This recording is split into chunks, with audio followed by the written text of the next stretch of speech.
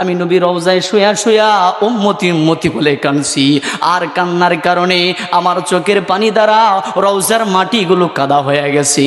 রওজার মাটি কাদা হওয়ার কারণে আমি রহমাতুল লিল আলামিনের কাফন মুবারকের মধ্যে কাদা মাটি লেগে গেছে। সুবহানাল্লাহ। আর জোরে বলুন না ইয়া রাসূলুল্লাহ।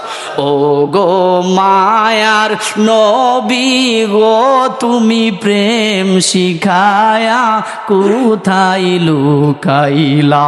বলেন ও গো মায়ার নবী গো, তুমি প্রেম শিখায়া কেমনে যাব নবী তোমার কাছে, কেমনে যাব নবী তোমার কাছে? একবার এসে বলো না তুমি প্রেম শিখায়া কোথায় লুকাইলা? জোরে বলেন আল্লাহু আকবার।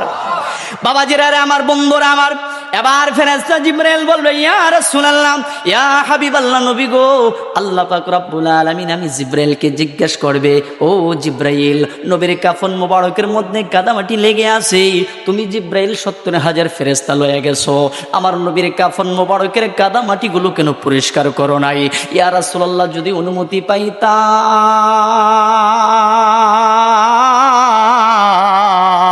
আপনার কাফন মোবারকের কাদা মাটিগুলো পরিষ্কার করে দিতাম। আবার আপনার মায়ের নবী দেখে বলবে, আরে জিবরাইল, আমার আল্লাহ যখন আমি রাহমাতাল লিল আলামিনকে জিজ্ঞেস করবে, ইয়া রাসূলুল্লাহ, ইয়া হাবিবাল্লাহ, আপনি কি চান?